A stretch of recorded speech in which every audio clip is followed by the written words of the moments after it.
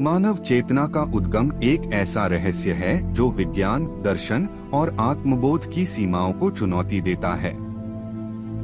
यह केवल मस्तिष्क की गतिविधियों का परिणाम नहीं है, बल्कि एक ऐसा अनुभव है जो हमें स्वयं से, दूसरों से और ब्रह्मांड की गहराइयों से जोड़ता है। इसे समझने के लिए हमें जैविक संरचना, संज्ञानात्मक प्रक्रियाएं, दार्शनिक दृष्टिकोण और आध्यात्मिक अनुभवों को एक साथ देखना पड़ता है। शुरुआत करते हैं विज्ञान के दृष्टिकोण से।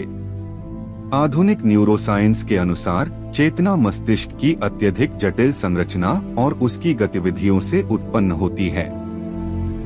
मानव मस्तिष्क में लगभग 86 अरब न्यूरॉन्स होते हैं, जो एक दूसरे से विद्युत और रासायनिक संकेतों के माध्यम से संवाद करते हैं।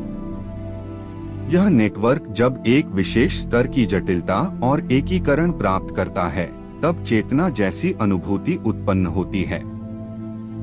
इसे इमर्जेंट प्रॉपर्टी कहा जाता है, ऐसा गुण जो केवल संपूर्ण प्रणाली में प्रकट होता है, उसके घटकों में नहीं। गिलियो टोनेनी का इंटीग्रेटेड इंफॉर्मेशन थ्योरी (IIT) इस दिशा में एक महत्वपूर्ण सिद्धांत है। यह कहता है कि चेतना तब उत्पन्न होती है जब कोई प्रणाली जानकारी को इस तरह एकीकृत करती है कि वह स्वयं को एक संपूर्ण अनुभव के रूप में महसूस कर सके। उदाहरण के लिए, जब आप एक गुलाब को देखते हैं तो उसकी रंग, गंध, आकार और स्मृति एक साथ मिलकर एक एकीकृत अनुभव बनाते हैं। यह एकीकरण ही चेतना की नींव है। एक अन्य दृष्टिकोण है ग्लोबल वर्कस्पेस थ्योरी (GWT), जो कहता है कि मस्तिष्क में अनेक प्रक्रियाएं समानांतर रूप से चलती हैं, परंतु चेतना तब उत्पन्न होती है जब कोई जानकारी ग्लोबल वर्कस्पेस में पहुंचती है, एक ऐसा मंच जहां वह अन्य प्रक्रियाओं के साथ साझा होती है। यह मंच वह स्थान है जहां ध्यान, स्मृति, भाषा और निर्णय एक साथ आते हैं। चेतना इस मंच की रोशनी है जिसमें कुछ विचार स्पष्ट होते हैं और बाकी पृष्ठभूमि में रहते हैं। परंतु विज्ञान की सीमाएं भी हैं।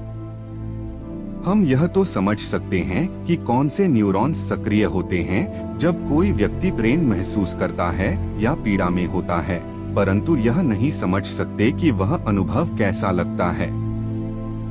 इसे हार्ड प्रॉब्लम ऑफ कॉन्शियसनेस कहा जाता है।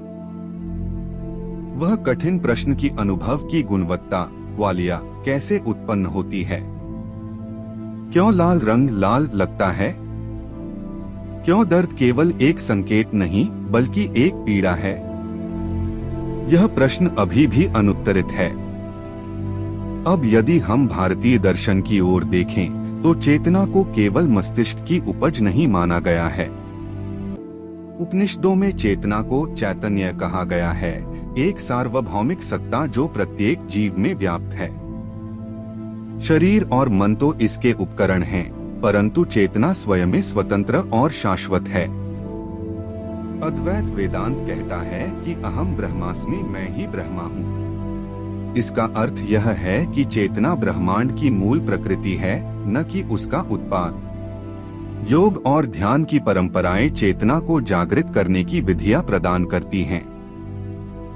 जब साधक ध्यान में लीन होता है, तब वह विचारों, इच्छाओं और पहचान से मुक्त होता है।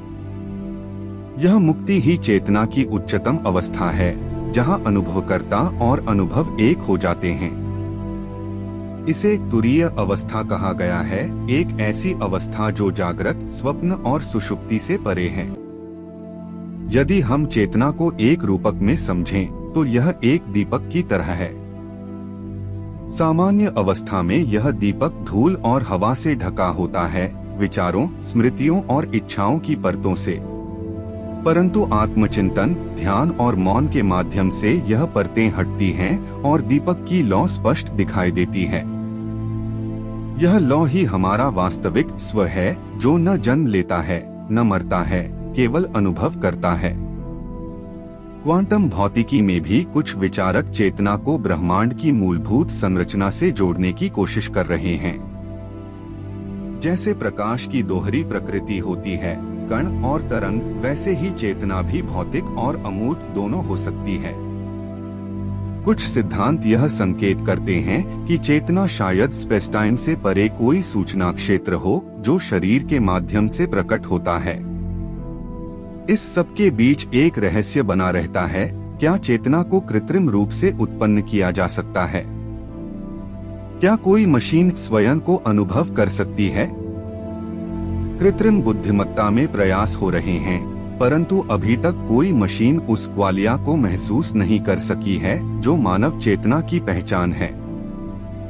अंततः चेतना एक यात्रा है, एक ऐसी यात्रा जो हमें स्वयं से जोड़ती है, दूसरों से जोड़ती है और उस अनंत से जोड़ती है जिसे हम ब्रह्मा, परमात्मा या यूनिवर्सल इंटेलिजेंस कहते हैं।